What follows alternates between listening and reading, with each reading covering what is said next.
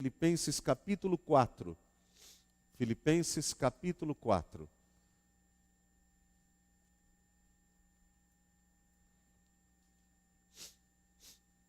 Filipenses capítulo 4, versículos 1 a 9.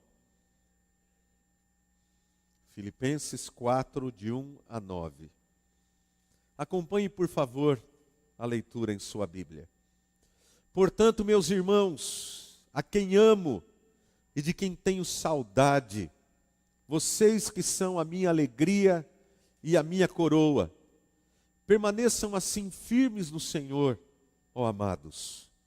O que eu rogo a Evódia e também a Sintique é que vivam em harmonia no Senhor. Sim, e peço a você, leal companheiro de jugo, que as ajude, pois lutaram ao meu lado na causa do Evangelho, com Clemente e meus demais cooperadores. Os seus nomes estão no livro da vida. Alegrem-se sempre no Senhor. Novamente direi, alegrem-se. Seja a amabilidade de vocês conhecida por todos. Perto está o Senhor. Não andem ansiosos por coisa alguma, mas em tudo, pela oração e pela súplica, e com ação de graças, apresentem seus pedidos a Deus. E a paz de Deus, que excede todo o entendimento, guardará o vosso coração e a mente de vocês em Cristo Jesus. Finalmente, irmãos, tudo o que for verdadeiro, tudo o que for nobre, tudo o que for correto, tudo o que for puro, tudo o que for amável, tudo o que for de boa fama, se houver algo de excelente ou digno de louvor, pensem nessas coisas. Ponham em prática tudo o que vocês aprenderam, receberam, ouviram e viram em mim. E o Deus da paz estará com vocês. Amém. Meus amados irmãos, há certas coisas que roubam a nossa paz, não é verdade? Para alguns, tem que ser algo grande para roubar a paz da pessoa. Mas para outros, coisas mínimas são capazes de tirar a pessoa do sério, de roubar a paz da pessoa. Coisas pequenas. Eu pergunto, e para você? Há algo que tem roubado a sua paz? O que é que rouba a sua paz, o seu contentamento? Apesar de estar preso, a prisão não foi motivo do apóstolo Paulo ter roubado a sua paz. Mas havia algo que estava preocupando demais o apóstolo Paulo quando ele escreve esta carta aos Filipenses. Mas antes de tocar nesse assunto, o apóstolo Paulo, no capítulo 3, ele vai dar um testemunho da sua própria vida. Que antes de conhecer a Jesus Cristo, antes da sua conversão, ele vai revelar para nós que ele foi um homem profundamente orgulhoso, um homem ambicioso, um homem vaidoso. Mas depois que ele conheceu a Jesus Cristo, ele não só começou a aprender o caminho da humildade, mas ele também passou a entender que a comunhão com Cristo, e não as suas realizações pessoais, deveriam ser a verdadeira fonte da sua motivação e da sua alegria. Depois que o apóstolo Paulo conheceu a Cristo, ele vai também dizer aqui na carta aos Filipenses, ele passou a entender que ele estava ainda longe da maturidade. Longe da maturidade, porque ele coloca Cristo como o alvo da maturidade cristã.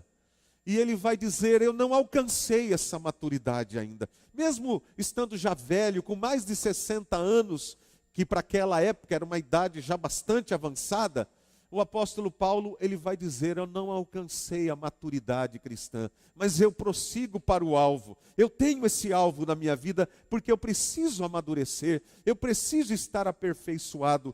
Uma outra coisa que ele diz é que ele precisava melhorar cada dia mais no seu amor, no seu testemunho, e para que ele pudesse estar cada vez melhor para ajudar os irmãos na fé.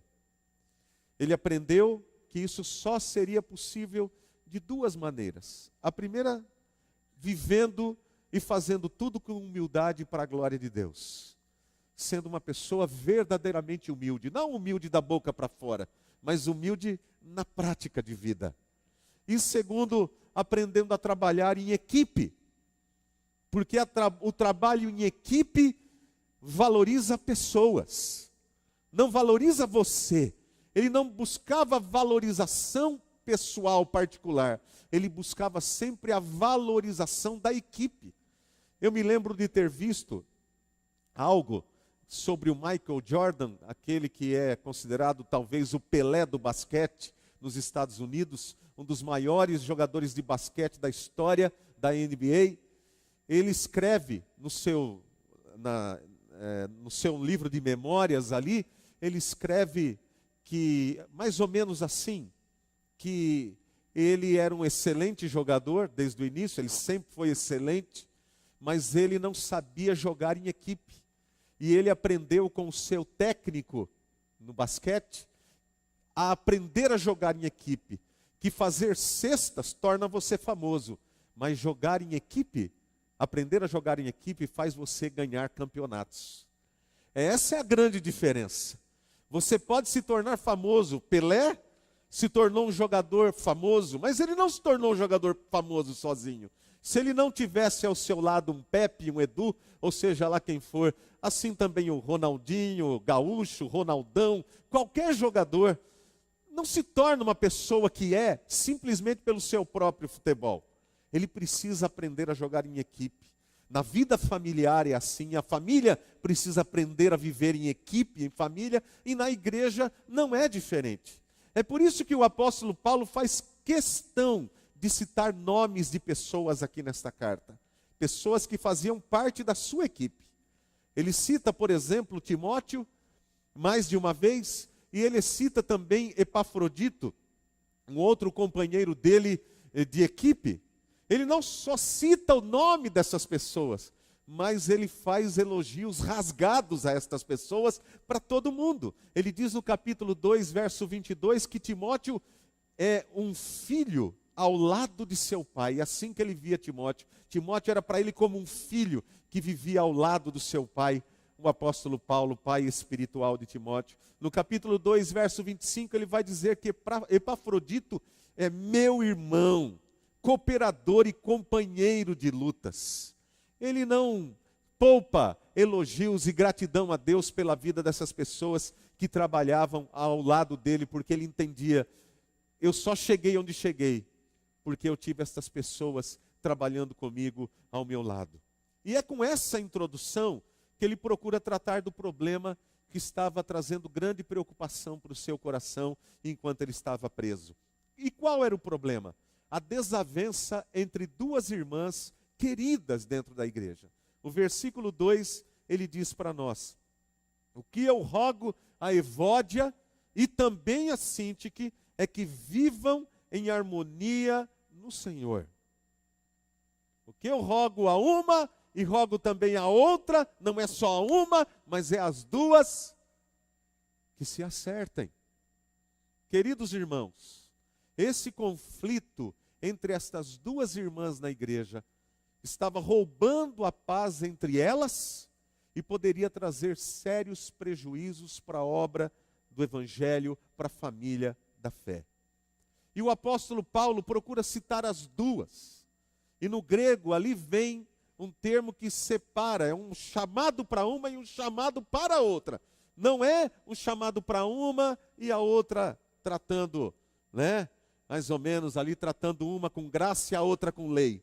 É um chamado de amor, mas um chamado mesmo, uma admoestação para essas duas irmãs. E ele procura mostrar que as duas precisavam tomar providências sobre o problema que elas estavam causando. Mas o que causou esse problema entre elas? Essa é a questão.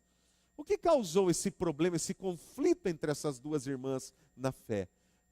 Há uma pista no capítulo 2, o versículo 3. Você pode ver comigo? Capítulo 2, verso 3. O apóstolo Paulo diz assim: nada façam por ambição egoísta ou por vaidade, mas humildemente considerem os outros superiores a vocês mesmos. E o 4. Cada um cuide não somente dos seus interesses, mas também dos interesses dos outros. Talvez um desses problemas, ou alguns desses problemas, tivesse provocado o problema entre estas duas irmãs. Ambição egoísta, vaidade, orgulho, interesses pessoais acima da vontade de Deus. Eu creio que um desses problemas, ou todos esses problemas, estavam embutidos dentro do conflito que essas duas irmãs estavam vivenciando. E Paulo vai dizer: o problema entre vocês precisa ser resolvido. Porque se esse problema não for resolvido, ele poderá trazer divisão para a vida da igreja. E ai daquele que divide a igreja do Senhor. Mas parece, meus irmãos, que elas estavam com dificuldade de resolver o problema. Estavam com uma série de dificuldades para resolverem os problemas entre elas. Por isso o apóstolo Paulo pede a um irmão mais maduro, que ele chama aqui de companheiro de jugo, que as ajude a resolverem o problema, que ele seja um mediador entre elas, para que o problema entre elas seja resolvido. Quer dizer, o problema era grave. Talvez porque faltasse humildade entre elas, para cada uma delas procurarem uma outra e se acertarem. Mas Paulo ainda dá uma razão, algumas razões, para que elas fossem ajudadas. Porque, em geral, quando alguém tem um conflito, a gente fala assim: deixa para lá. Ah, eu não vou me intrometer nisso não. Lixo, não quero nem saber. Cada um com seus problemas, não é? Cada um com seus problemas, eu já tenho os meus problemas, eu não quero saber. Mas essa não é uma atitude cristã. Essa não é uma atitude bíblica. Não é. E o apóstolo Paulo diz por quê? O apóstolo Paulo vai dizer que, apesar destas irmãs estarem causando um transtorno temporário para a vida da igreja, estas irmãs haviam lutado pela causa do evangelho juntas com o apóstolo Paulo.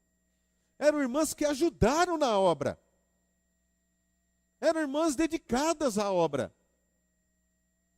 E outros irmãos ainda, Paulo vai dizer no versículo de número 3, que outros irmãos, como Clemente e outros cooperadores, davam testemunhos sobre elas. Falavam bem dessas irmãs. Mas o que está acontecendo com elas?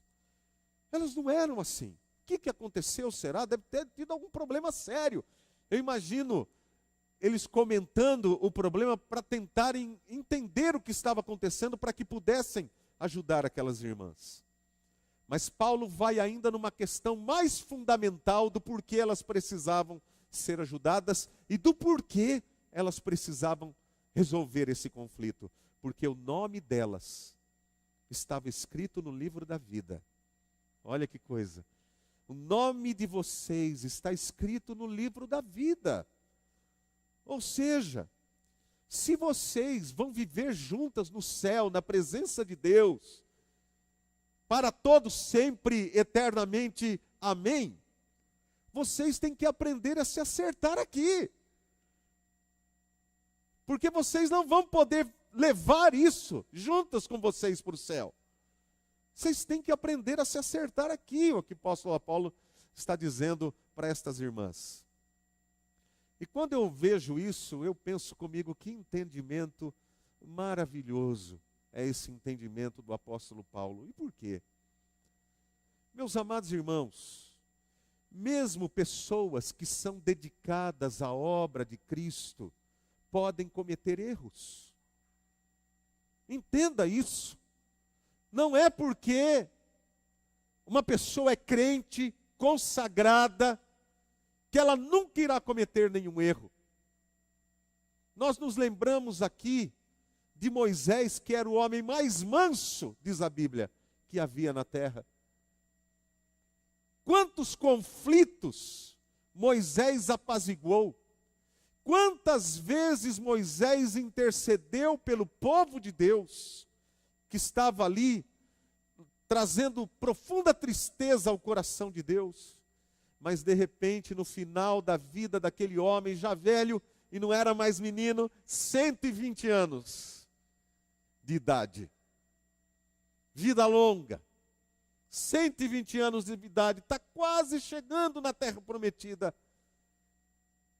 O povo murmurou que queria água e não tinha água. E o Senhor disse a Moisés: falai à rocha, que ela dará água. E em lugar de Moisés falar à rocha, Moisés fala ao povo. E diz: é esse, vocês, e começa ali a chamar a atenção do povo. Como a gente costuma dizer, ele já devia de estar por aqui, de tanta murmuração, de tanta reclamação, mas isso não lhe dava o direito de fazer o que fez, já que Deus lhe havia dado uma ordem, e ele deveria obedecer a ordem de Deus e não seguir o seu próprio coração. Ele fala com o povo e bate com o cajado na rocha. A Bíblia Sagrada diz que quando nós somos infiéis, Deus permanece fiel, porque Ele não pode negar a si mesmo. Deus havia dito que iria dar água da rocha. Moisés foi infiel ao que Deus lhe mandou, mas Deus foi fiel à sua própria palavra, concedendo água àquele povo.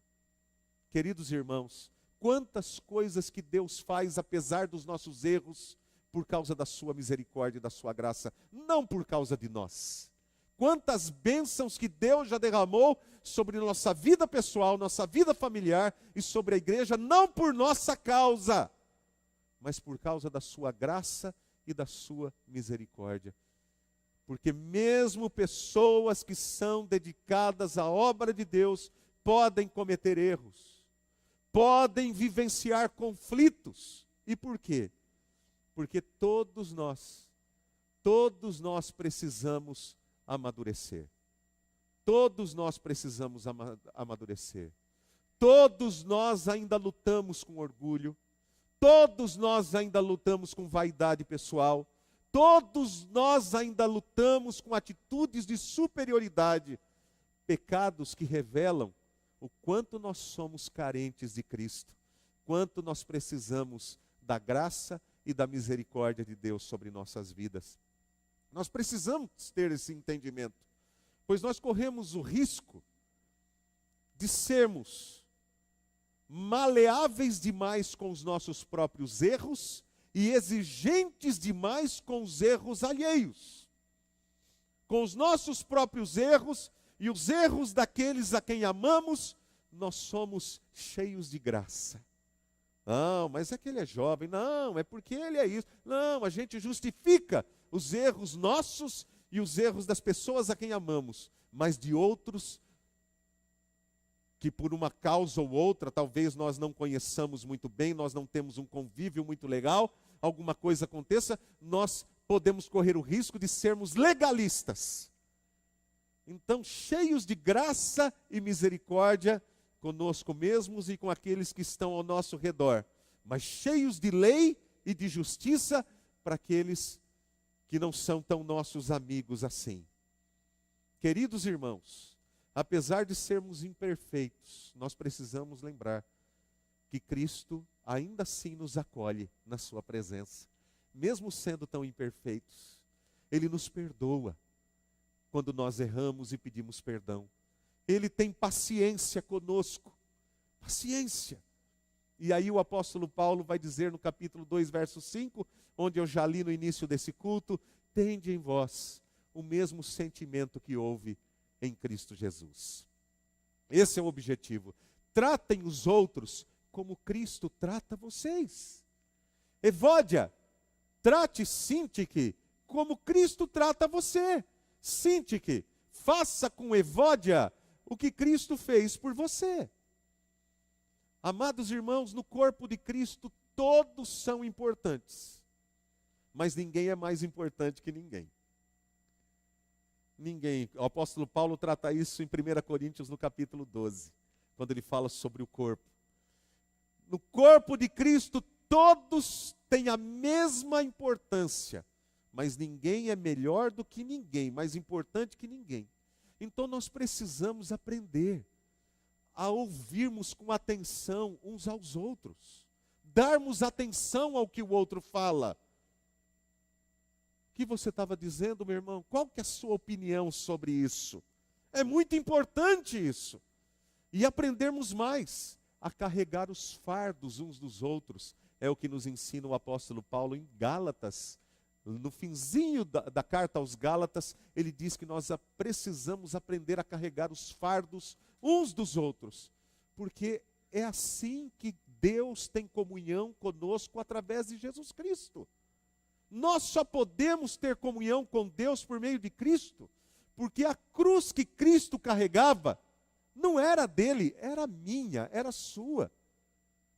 Todo aquele peso que estava sobre as costas de Jesus, fomos nós que colocamos. Nós estávamos naquela cruz e Cristo a carregou por nós. Meus queridos, Jesus olha para nós, mesmo da cruz, com amor. Mesmo da cruz, Ele ainda nos perdoa. Ele ainda nos perdoa. Mesmo quando nós erramos e nos voltamos para Ele pedindo: Senhor, me perdoe, em nome de Jesus. Sabe o que acontece? Deus nos perdoa. Deus nos perdoa e cancela todo o pecado, toda o castigo que estava ali, Ele nos perdoa. Quando conflitos surgem, irmãos, na igreja, quando conflitos surgem na família, ou em qualquer outro lugar, não é para nos separar uns dos outros, nem para que criemos grupos, divisões, para que tenhamos aqueles que nos apoiam, para que nós sejamos maioria contra aqueles que estão contra nós. Não! Isso não é Bíblia, isso não é cristianismo, de jeito nenhum. Mas quando os conflitos surgem, é porque Deus está mostrando para nós: vocês precisam ser tratados. Vocês precisam de tratamento. Quando surge problema, conflito no seu casamento, Deus está dizendo: vocês precisam ser tratados. Quando surge problema no seu namoro, é porque Deus está dizendo: vocês precisam de ser tratados. Quando surge problema entre dois irmãos, Deus está dizendo: vocês precisam ser tratados. Quando existe problema de conflito dentro da igreja, o Senhor está dizendo: vocês precisam ser tratados. Sentem aqui na minha presença e vamos conversar. E vamos conversar. E por quê, queridos? Porque o velho Adão, o velho homem, que tenta se levantar no momento do conflito, ele precisa encontrar a morte no caminho da humildade, no caminho da humilhação, quando nós nos humilhamos na presença do Senhor. Não é à toa que Jesus Cristo diz que se alguém tem um problema com você, você deixa a tua oferta e vai primeiro reconciliar-te no caminho. Enquanto você está indo no caminho da humildade, né? Eu vou lá. Não, eu vou acertar isso em nome de Jesus. Você está indo. Deus está trabalhando no seu coração. Trabalhando. E é também, queridos irmãos, para que nós, como igreja, como irmãos, possamos aprender aquilo que a Bíblia Sagrada diz que é a nossa vocação. Bem-aventurados os pacificadores, porque eles serão chamados o quê? Filhos de Deus, os pacificadores. Eu vejo um irmão com outro irmão em conflito, eu vejo um casal em conflito, eu vejo alguém com problema. Qual deve ser a minha atitude?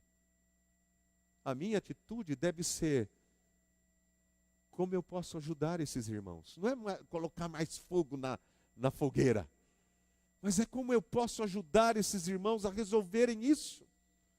Queridos irmãos, todos estarão sendo provados diante do conflito. Não é só as pessoas em conflito, Mas toda a igreja está sendo provada no momento em que há conflito. Toda a família está sendo provada quando tem um conflito. Eu pergunto aos irmãos: se um casal tem conflito, os filhos sofrem?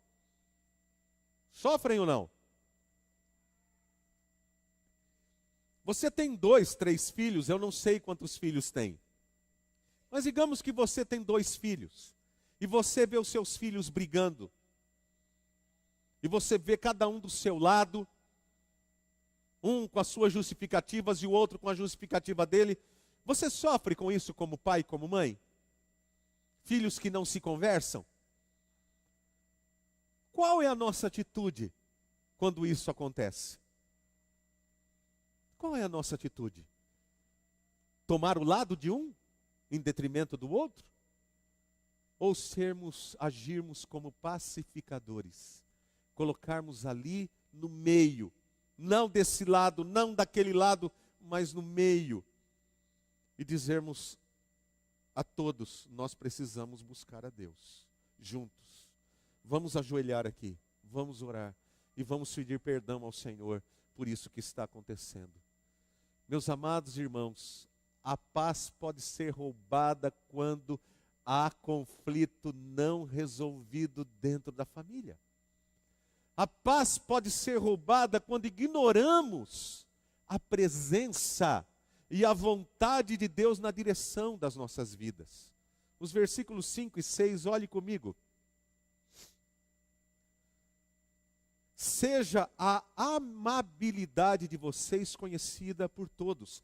Perto está o Senhor.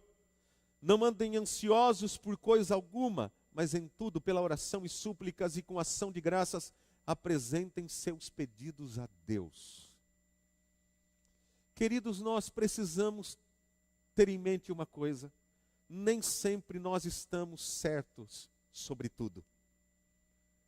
Nós acertamos muitas vezes, e graças a Deus por isso. Nós às vezes tomamos decisão certa, tomamos atitude certa, na hora certa, da maneira certa, mas às vezes não. E eu não preciso estar certo todas as vezes. Não preciso. E não é porque eu tenho um ponto de vista formado que ele seja sempre o certo sobre as coisas. Só tem uma pessoa que acerta sempre, é Deus. É aquilo que Jesus disse para aquele homem que foi até ele: bom mestre, que farei para herdar a vida eterna? E Jesus fala: por que você me chama bom? Bom só tem um, e é Deus. Só um não erra, é Deus. Eu erro, você erra, todos nós erramos. Eu vou contar uma experiência para os irmãos de um erro que eu cometi há muitos anos, no início do meu ministério. Não foi o único. Eu fiquei pensando lá qual eu escolheria nesta noite para ilustrar esse ponto. Teve tantos, né, que a gente comete ao longo da jornada cristã, mas esse foi um erro muito triste e que marcou muito a minha vida. Foi um erro com uma irmã dentro da igreja, uma irmã muito querida. Ela tinha um temperamento forte, bastante forte, e tive um erro ali com ela, um erro de posicionamento diante de uma situação. E aquele erro me marcou profundamente. Eu escrevi inclusive uma canção que eu gravei no CD falando sobre isso. Quando eu digo ali: Pai, nesse momento em que me encontro só, em minha garganta a voz já dá um nó, por tristezas que causei em Ti, Senhor. Meu temperamento aos outros quer magoar. Ó Deus, te peço, vem me controlar, para que eu demonstre assim o Teu amor. Cura as feridas que o passado deixou. Quero assumir o preço dessa cruz. Eu vou dizendo ali. E sabe o que eu fiz? Quando Deus me mostrou que eu estava errado, eu não fiquei na letra da música. Eu fui até aquela irmã, pedi perdão para ela, porque eu havia errado com ela. Não é só teoria, o evangelho não é teoria. É prática de vida. É humilhação. Mas os que se humilham serão exaltados. A consciência da presença de Deus, perto está o Senhor, disse Paulo, a consciência da presença de Deus deveria levar Evódia e Síntique a serem amáveis uma com a outra, a ouvirem com atenção o que uma tinha a dizer e a outra também, a levarem em consideração o ponto de vista diferente e depois, mediante oração, humildemente, buscassem juntas a direção e a vontade de Deus, para que houvesse paz e alegria dentro da família da fé. Mas ao que tudo indica, não é o que elas estavam fazendo. Elas não estavam fazendo isso. Uma queria prevalecer sobre a outra, impor-se sobre a outra. Lendo o livro Vida em Comunhão, do teólogo alemão Dietrich Bonhoeffer, que morreu na Segunda Guerra Mundial, o Hitler, poucos dias antes, 5 dias antes da morte de Hitler, ele manda que matassem todos os prisioneiros políticos. E como o teólogo Bonhoeffer, pastor da igreja luterana, se tornou um inimigo de Hitler, ele foi também morto naquela ocasião. Mas esse irmão, nesse livro maravilhoso chamado Vida em Comunhão, ele diz o seguinte: Deus não me deu o irmão para que eu o dominasse, mas para nele encontrar o Criador. Deus não deseja que eu molde o outro conforme a imagem que eu considero boa, a minha própria imagem. Em sua liberdade em relação a mim, Deus criou o outro à sua imagem, a imagem de Deus. A imagem de Deus no outro se baseia unicamente na livre criatividade de Deus. Só Deus tem direito sobre nós. Só Deus. Queridos irmãos, a comunhão é algo espiritual. Não é um almoço que cria comunhão entre as pessoas. Não é um jantar que cria comunhão entre as pessoas. É gostoso. Se quiser convidar, tá? Né? Um almoço, um jantar, uma pizza. Não é passar um dia juntos. Vamos lá pescar, beleza? Né? Não é isso que cria comunhão entre as pessoas. O que cria comunhão entre as pessoas é aquilo que Cristo fez por nós. Ele já tornou a comunhão real através da sua morte e ressurreição. E há uma única maneira de nós preservarmos esta comunhão. Todas as vezes que houver um problema, eu devo voltar os olhos para Cristo e dizer: Senhor, qual é a tua vontade? Qual é a tua vontade? Queridos irmãos, tudo isso, por terem consciência de que Deus está perto, que nossa vida é vivida na presença de Deus. Quando nós deixamos de atentar para essa realidade, quantos pequeninos, que Cristo chama de pequeninos, pessoas novas na fé, pessoas que ainda não têm maturidade espiritual, são levadas a tropeçar e a cair por nossa causa, quando nós não tomamos a atitude correta diante da palavra de Deus, nos impondo sobre alguém. Jesus jamais fez isso.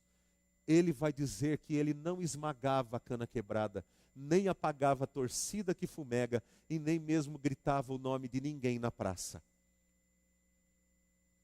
Cristo tratava as pessoas com amor, com dignidade, com respeito. E mesmo quando ele falou duro com o apóstolo Pedro, dizendo para Pedro, depois da arrogância de Pedro, dizendo: ainda que todos te abandonem, eu jamais.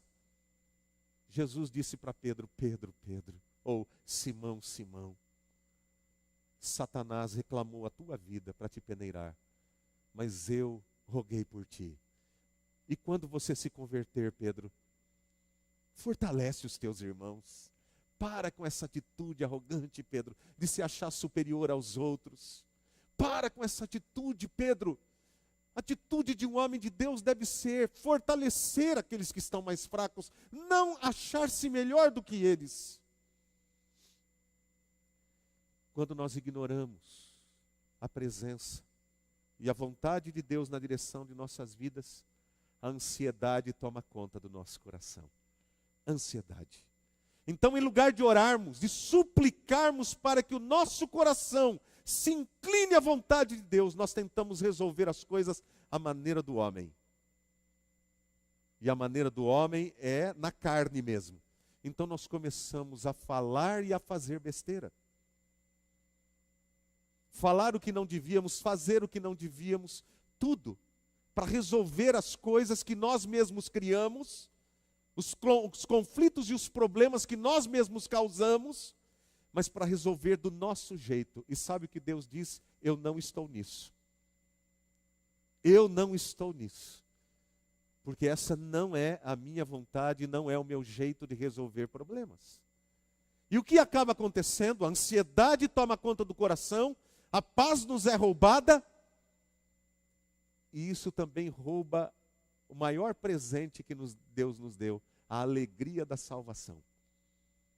A alegria da salvação. Quando o apóstolo Paulo diz, o nome de vocês está escrito no livro da vida, por isso alegrai-vos. E daí vem a gente sabe que alguma coisa não está bem. Mesmo que a gente tente passar que está bem, quando a alegria da salvação nos é tirada, é porque o Espírito Santo de Deus está entristecido dentro de nós. Não importa quem se alegre conosco, se Deus está triste conosco. Você consegue entender isso? Não importa quem esteja do seu lado com a bandeirinha do Corinthians, né? Ali tremulando, que ganhamos da ponte, e aquela coisa toda. Não importa quem esteja do seu lado, se Deus não estiver. Ninguém ganhou. Todos perderam. Porque a raiz de amargura, ela se espalha. Vai crescendo, sabe?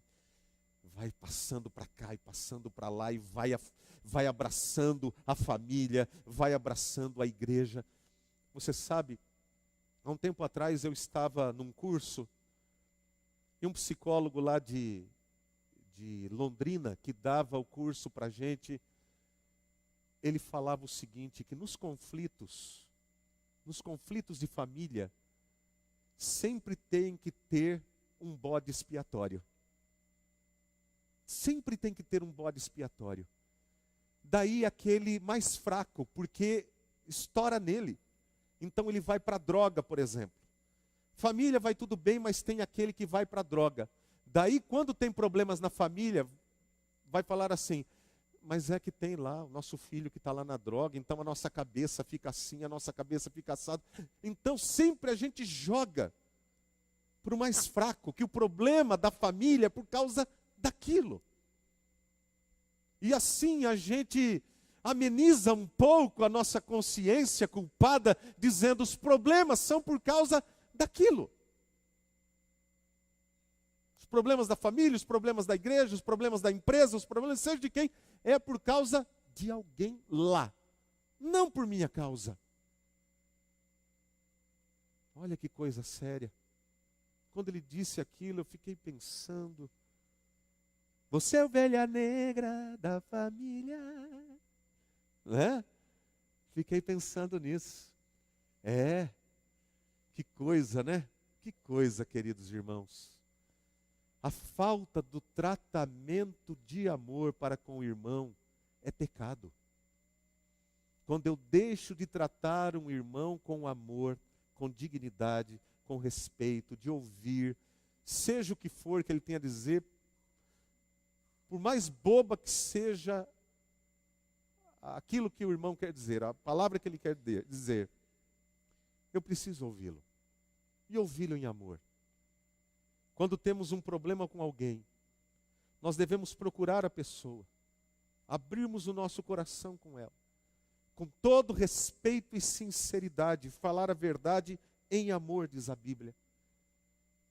E a graça de Deus estará cobrindo aquele momento. Porque Jesus Cristo, ele é claro ao dizer, a verdade vos libertará. Se não existe verdade, se não existe honestidade nas palavras, se não existe sinceridade no que dizemos, não importa o que dizemos.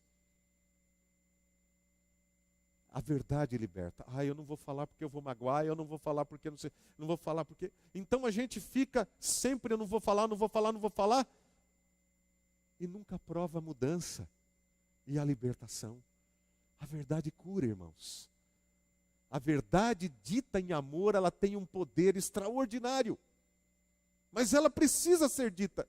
E precisa ser dita para a pessoa certa. Para a pessoa certa. Então, para que nós possamos experimentar a paz de Cristo que excede todo entendimento, primeiro, nós precisamos considerar uns aos outros no amor de Cristo. Nós estamos aqui porque Jesus nos trouxe aqui. Nós somos irmãos porque Cristo nos fez irmãos.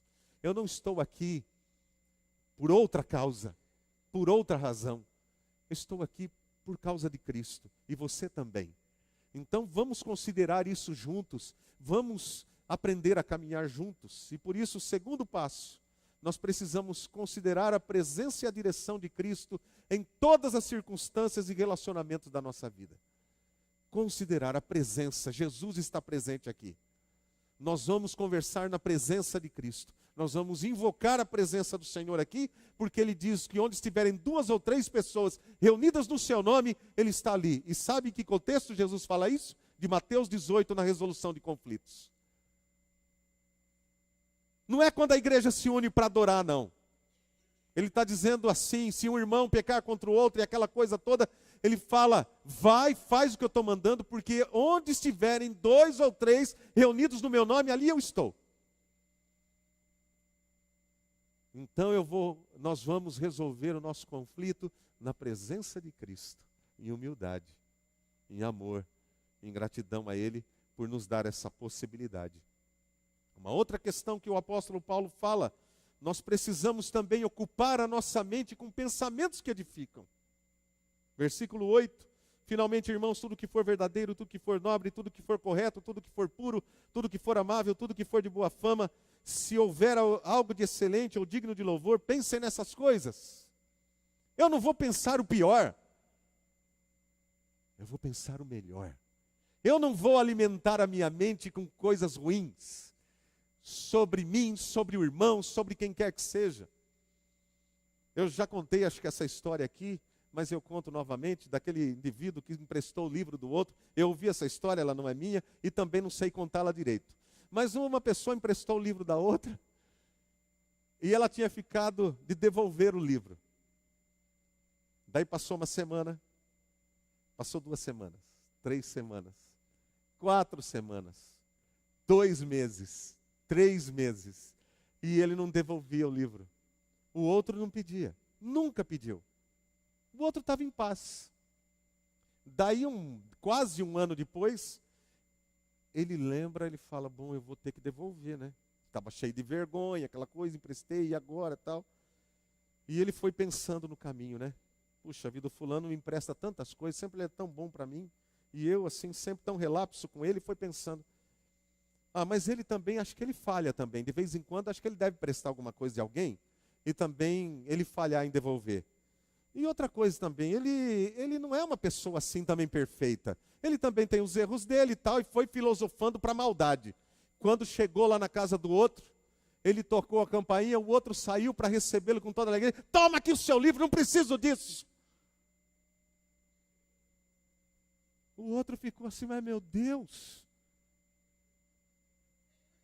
Por quê? Porque a gente às vezes vai alimentando tanto pensamento ruim na nossa cabeça, sobre as pessoas, sobre as situações, sobre as circunstâncias. A gente inventa tanta coisa ruim, e o diabo, né, parece aqueles desenhinhos do Tom e Jerry, né, que aparece um anjinho aqui, o demoninho aqui, e a gente fica ouvindo, né, dando ouvidos ao inimigo, e ele vem ali, como o salmista disse no Salmo 116, versículo 11, ele disse assim, eu disse na minha perturbação, todo homem é mentiroso.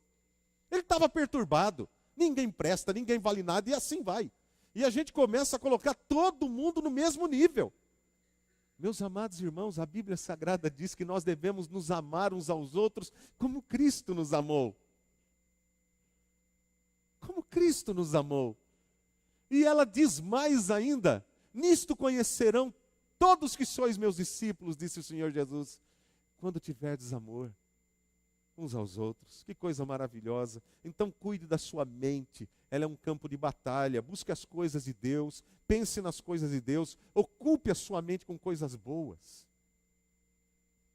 Em quarto lugar, se nós quisermos experimentar a paz de Deus que excede todo entendimento, que guarda a nossa mente e o nosso coração, nós precisamos colocar em prática a palavra de Deus e seguir os bons exemplos que recebemos. Versículo 9 diz assim: ponham em prática tudo o que vocês aprenderam, receberam, ouviram e viram em mim, e o Deus da paz estará com vocês. Que lindo! Agora o capítulo 3, verso 17, por favor. Olha o que o apóstolo Paulo diz: irmãos, sigam unidos o meu exemplo e observem os que vivem de acordo com o padrão que apresentamos a vocês. Puxa vida! No momento de conflito, no momento que a gente está cheio de razão, a gente procura encontrar pessoas que justifiquem o que nós estamos fazendo. Você vai encontrar. E vai encontrar de monte. Que gente ruim existe de monte na terra. Gente que faz o que não devia fazer existe de monte na terra. Mas você é filho de Deus. O seu nome está escrito no livro da vida. Você é especial. Você, como a gente muitas vezes diz para os nossos filhos quando eles pedem alguma coisa para nós, e eles falam: mas fulano vai. Todo mundo vai. E a gente fala: você não é todo mundo, né? Você não é todo mundo, meu querido. Você é propriedade exclusiva de Deus. Você é nação santa. Você é reino de sacerdotes. Você não é qualquer um. Você foi chamado para proclamar as virtudes daquele que amou você. E proclamar as virtudes dele nas trevas, ser luz nas trevas. Então olha que coisa importantíssima. Importantíssima que você foi chamado a ser. E nós não estamos sós nessa jornada. Nós não estamos. Todos aqueles que decidem consagrar a sua vida a Deus, na prática da palavra de Deus, todos tiveram que lidar consigo mesmos, com suas lutas pessoais internas. Alguns no passado chegaram até o absurdo para tentarem vencer a própria carne e as lutas que tinham. Eles entenderam errado a palavra de Deus e eles se jogavam sobre espinheiros, montes de espinho, para vencerem os desejos da carne. Alguns outros pegavam chicote e chicoteavam-se a si mesmo, dando chicotadas em suas próprias costas, para que aquele desejo maligno que tentava tomar conta fosse embora. Mas sabe de uma coisa? Eles tentavam fazer alguma coisa. Eles queriam vencer para servirem a Deus de todo o coração, mesmo com os erros deles. Será que nós estamos fazendo tudo que está ao nosso alcance? Tudo que é possível nós fazermos para não sermos um motivo de conflito, motivo que o conflito ele permaneça? O que é que nós temos feito, queridos? A mesma palavra que a Bíblia diz que é martelo que arrebenta a pedra mais dura, é também motivo de restauração da alma. A lei do Senhor restaura a alma, diz a Bíblia. É alegria para o coração. Por quê? Porque primeiro a Bíblia vem e mostra o que está errado, e ela vai como aquele martelo de encontro, não um martelo simples, mas uma marreta pesada de encontro com a pedra mais dura para arrebentar aquele coração de pedra. Por isso que diz que o Evangelho é o dínamos de Deus, é a dinamite de Deus. para a salvação. Exatamente porque vai de encontro contra coração de pedra, para quebrar aquele coração de pedra. Mas depois que quebra o coração de pedra, não é mais de marreta que o coração precisa. A Bíblia Sagrada é bálsamo para restaurar o coração ferido. A Bíblia Sagrada é luz para iluminar os olhos. Que coisa maravilhosa.